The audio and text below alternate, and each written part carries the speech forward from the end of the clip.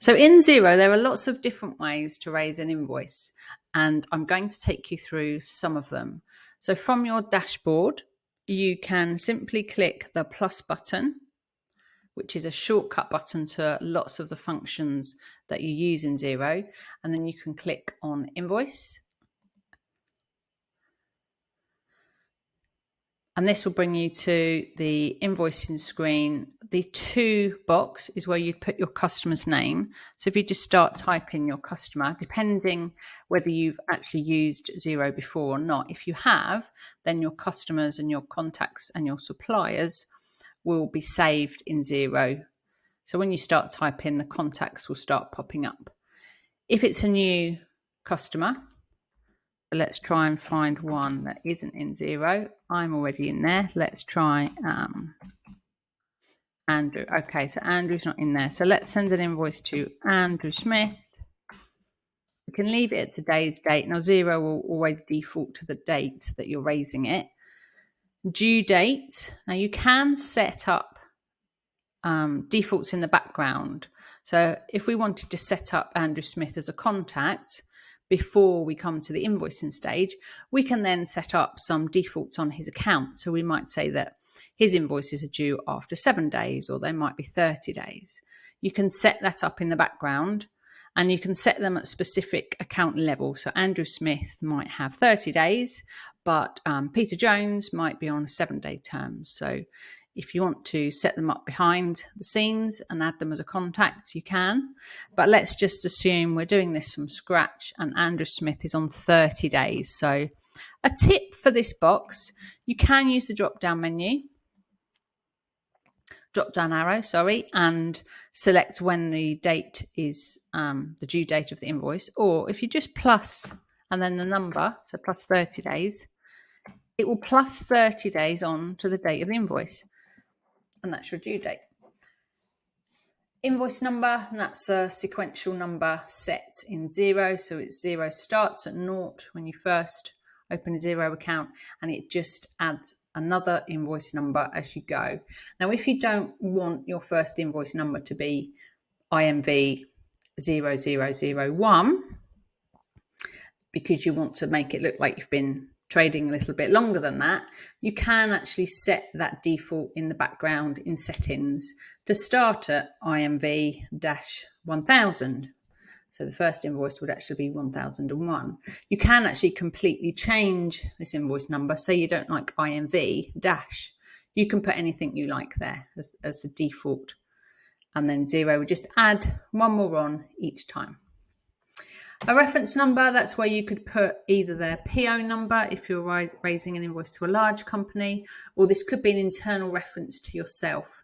So say all of your customers have a short code reference. So Andrew Smith might be AS01, Andrew Smith number 1. You can just leave it blank. You don't have to have anything in the reference field. So branding. So this is where, when you set up your invoice templates, this is where you would add your logo and your bank details and that type of thing. You can have several or lots of branding invoices, and the standard is what most people use in Xero, but you would still have to add your logos and your bank details and your T's and C's onto it. But we can talk about branding and different invoices in a different video.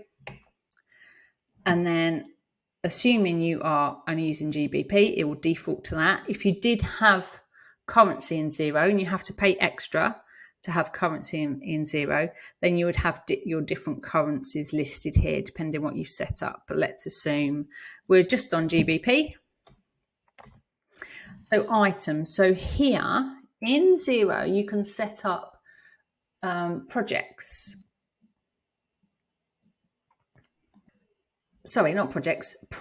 and services. So you can see in the demo company, they've set up some products all about golf balls, all sorts of different things, and t-shirts. So if you sell something, if you're a product-based business, you can set up in the system all your different products. So let's say we're going to sell a large black t-shirt, and then in the system you've set up the description of that t-shirt, the price of that t-shirt, the account code where you want that t-shirt sale to be posted to, whether there's VAT on it or not, in this case 20%, and it's practically done your invoicing for you. So let's say they bought a black t-shirt and one medium t-shirt. It saves a lot of time filling in your invoices. And they might have not bought one medium, they might have bought 5, say. So you can set up these products. It doesn't have to be something physical you sell. Even if you sell a service, you could set up a service in here. So say you offer MOTs. You might set up a service or it's a product called MOT, and your MOT might be £55. So you can set that up in the background, and that just saves you typing out all this detail and remembering how much you charge for an MOT. You can set it up in the background, and then it makes raising your invoices much quicker. But let's say you haven't done that. You don't want to set them up in the background. You're happy to just type the invoice as you go, because your services are all quite different. So let's say we're not selling t-shirts. We are doing some consultancy work, and we spent 2 days on it, and it's £500 a day. There is a discount column. I wouldn't advocate discounting your prices, but that's obviously something for you to decide for your own business model. And then the account. This is the code in the chart of accounts where you want to post your sale to. So the default code in Xero is 200. You might have set up other sales codes in Xero. So you might say, well, I want to track consultancy work separate to monthly retainer work. So you might have consultancy work going to a sales code of 200, but monthly retainer work, monthly recurring work, you might set up a new sales code called 210. And that might be where you put your monthly retainer income. The reason you might want to split your income out like that is when you run reports in Xero, particularly your profit and loss report, you can see how much you're generating, how much income you're generating from each different type of work. So it's quite useful to split out your sales into the different types of work that you do. Then you can see which is bringing in you more money. Tax rates, if you're VAT registered company, it's likely you'll be at 20% VAT rate. If you're not VAT registered, then you'd have a setting in Xero that says you're not VAT registered, and then everything that you raise in invoice, suppliers and customer will be at no VAT. But let's assume we are 20% and we are VAT registered. Region. So this is a little bit like, think of it as a department. So if you worked for a big company and they were all over the UK, and you worked in the Southeast region, you might pick that this sale happened in the south of England. So you can set up regions. They're called tracking categories in Xero. You can set them up in the background, and you can have up to 200. Not that I would recommend anybody try to track 200 different codes, but you might have several set up where you just want to track the income. So if you have different branches or you have different departments, then you can track the income, split them out by the department. And then if you need to add new lines, so say you're doing lots of different things for them, you can just add a new line here, or you can take them out if you don't need them. So once you're happy with your invoice, you can preview it up here. Now this is the demo company. So this would be where your logo is, where it says Demo Co. That's where your logo would be. And you can just check it looks nice. You've got all the details that you need on it. And you can check the mobile view as well, which is quite nice. And then if you're happy with your invoice, you can approve it. If you're not sure you've finished invoicing yet, you can just save it here, and that will save it as a draft, and then you can come back into it. You can save and continue editing. So if you just need to pop out because somebody's, Amazon man's turns up at the door and something, you can just save, but you want to continue editing. You can save and submit for approval. So if you have several people in your company, you might have an admin person raising your invoices, but then you might want to come along and approve them as the manager or as the director of that company. Or you can save it and then add another one. But let's say we're happy, we want to approve it. So again, here we've got different approval options. They kind of do what they say on the tin, but let's just say we're going to approve it. We're quite happy with this one and we're approving it.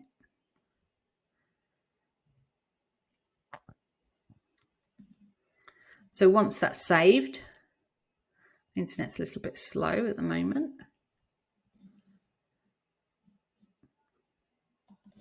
So now that that is saved, what that has actually done in Xero is it has created an invoice and we've posted it, we've approved it. So it has now posted that sale to your profit and loss account. So it's now showing in Xero as a sale that you have made, and it's showing that Andrew Smith now owes you that £1,000. Okay, so you have a sale on your profit and loss account, and you now have a debtor on your balance sheet saying somebody owes you £1,000. Andrew Smith owes you £1,000. So now we need to send this invoice to Andrew Smith. So we can either email it to him by clicking up on the email button. And we need to put Andrew Smith's email address in here. Now, if you had set up Andrew Smith as a contact in Xero, you would have then added his email address, but we can add it here. You would then just check the wording and you can edit this. So rather than his invoice, because that's a little bit blunt, you could put please find attached.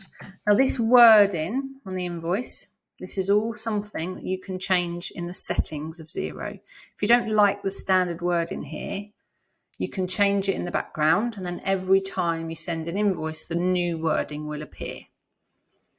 You can include files as attachment.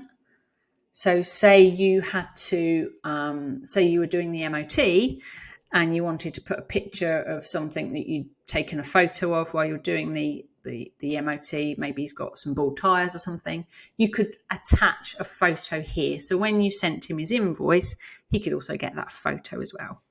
One thing I would recommend you tick is this box here.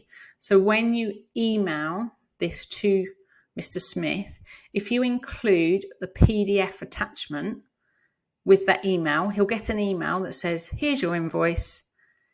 He'll then get the PDF attached to that email. Makes it much easier for your client to find their invoices if you physically attach a PDF to the email. If you don't include the PDF attachment, they'll have to click on a link which is in the body of the email, and that link will then take them online to find the invoice. So when you are sending invoices to customers, you want to make it as easy as possible for them to pay. If they've got to go and click on a link to go and download an invoice, it's a few extra steps they're going to have to do. Make it easy for them. Include that PDF attachment, and then the invoice is there, staring them in the face when they get the email. Xero defaults to mark as sent. So when you email this invoice out, Xero will say, well, I'm going to mark this invoice as being sent because you have sent it, you've emailed it. You can also send a copy to yourself. So whoever logged into Xero to raise this invoice, you could send a copy to that inbox. So in my case, this is my work email address. So you put his email address in and then you would click send. Obviously, there's no point me doing this because it's all completely made up. The other way you can send this invoice to Andrew Smith is you might want to print this PDF. And when you go to print it, it says, would you like to mark this invoice as sent? So I'm going to say yes. Because what I'm going to do is I'm going to email Andrew Smith about something else anyway. So I'm going to attach his invoice to my other email. So I'm just going to email him completely outside of Xero and say, hi, Andrew. I know we were chatting about me doing some extra work for you. Would really look forward to talking with you about that. In the meantime, please find attached my invoice for the work I did last week. You can see on this invoice that he's got an option of paying now. So in Xero, you can set up these payment options so that they can click on these buttons and pay now, and it will take them online to pay by either PayPal, MasterCard, or their Visa. So again, this goes back to the thinking of make it easy for your clients to pay you. The easier it is for your clients to pay you, the more likely they will pay you quicker. So you know how it is yourself. If somebody asks you to make a payment to something and it's a real pain to make that payment, you think, oh, I'll do that one tomorrow. I just don't have time now. If all they've got to do is click on a button, enter their card details and it's paid, they're more likely to do it there and then. That's something you set up in the settings of Xero. Set up your payment methods. So we sent that invoice to Andrew Smith and hopefully he's going to pay it. So that's probably the longest method of raising an invoice. So let's say a new day's happened and we did do some extra work for Andrew Smith, some extra consultancy work, and now we have to invoice him again. What we could do is click on the plus button, create a new invoice, and basically start all over again. However, we want to make our bookkeeping as quick as possible. Oh, there isn't a search function in demo. What you could do is you could go up to search and then you could search for Andrew Smith and we'd bring up his account. But the demo system doesn't have a search. So I'm going to go into contacts and just find Andrew Smith's account in a different way.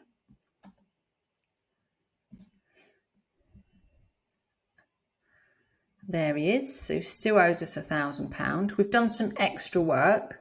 So all we're going to do now is we're going to open the invoice that we did raise him. And in the drop down options here on the invoice options, you can copy. So I'm going to copy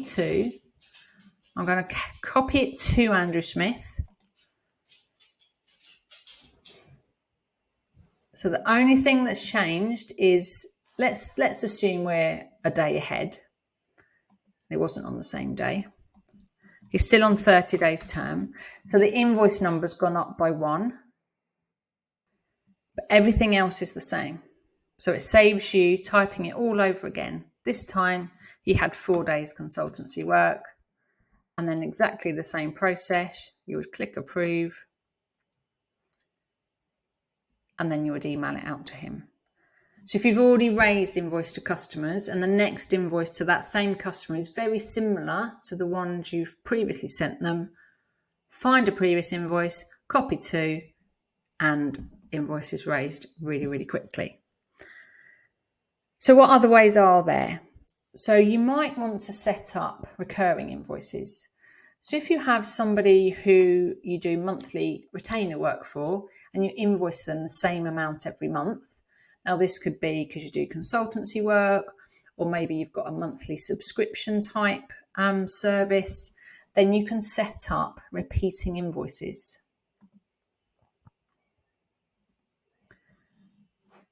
Now repeating invoices, we'll set up a new repeating invoice. And you've got lots of different options here about the repeating invoice. So how often do you want to repeat it? And we're going to say once a month. When is the first invoice due? Let's say it's due to go out tomorrow. When is that invoice due to be paid? Now, we're going to stick with Andrew Smith, and he's on the 30 days, and he has to pay 30 days after the invoice date. We've got different options here, but we're going to say he's 30 days after the invoice date. This end date here is when do you want to stop this recurring invoice from happening? So say he's on a 12-month contract. We're going to say, right, the last time we are going to send him this particular invoice is in 12 months' time. Then you've got some options. What do you want to do when this invoice is being raised automatically in Xero? What do you want to do to it? You can save it as a draft. So Xero will automatically raise it, but you would then have to go in, approve it and send it. You can raise it as approved. So all you would then do is go in and send it, or you can approve for sending. So this will raise the invoice, approve it, and send it. So basically you do nothing. So every month, on the 17th of August, for a year, this invoice will go out to Andrew Smith and you haven't had to touch it. It automatically goes. So we're going to raise it to Andrew Smith. Oh, take my caps lock off. The reference, I'm going to call this monthly retainer. That's an internal reference again. You don't need to have anything there. Your branding, that's the same as we talked about on the invoice screen. So description, let's say this is the consultancy work and we're doing 10 days a month for him at £500 a day, 200 sales, and he's got VAT. So every month for the next 12 months, we're going to send him a £5,000 invoice. You click save. Same pop-up message, hi, here's your invoice. You'd have to put his email address in here. Click include PDF, mark as sent. Then you would just say done. Obviously it wants me to put an email address in here. Let's just put mine in.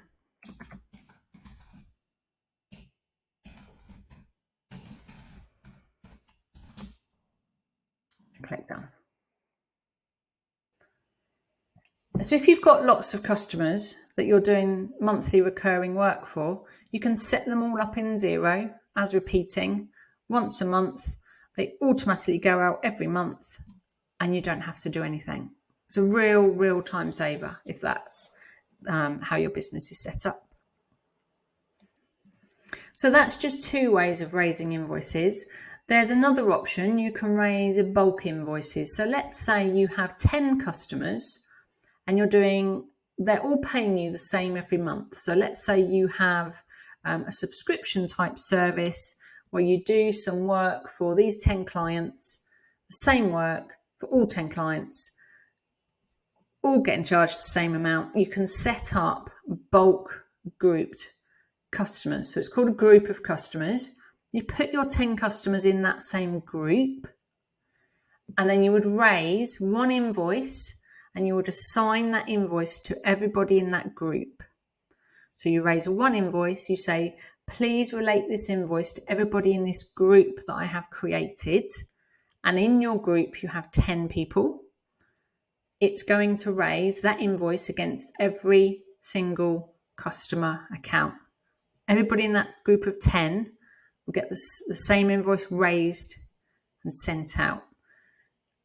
And as your business grows and you have more than 10 in that group and all of a sudden you've got 20 in that group, as long as you add them to the same group, then all invoices for all 20 people will get raised and sent out. So again, a real time saver to send invoices to a group of people.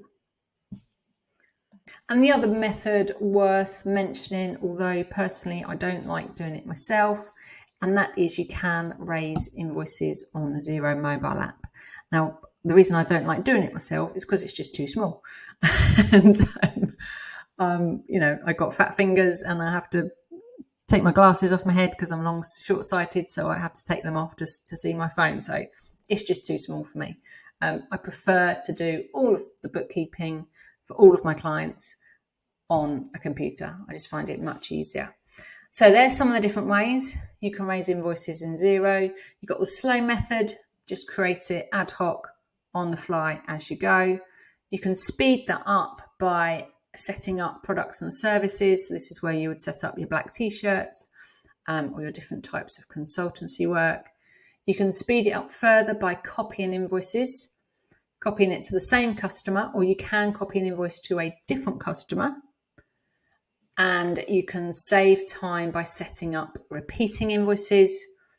And you can really save time by setting up a group of contacts and raising the same invoice across every person in that group. Hope you found that useful. Please let me know if you found any of these methods new and whether you didn't know about them, or whether you use them. Please let me know if you find them really good for you. Do they work for you? Do they not work for you? If there's anything else you would like me to cover in the next video, always please just pop a message in the group and I will do a demo of that next time.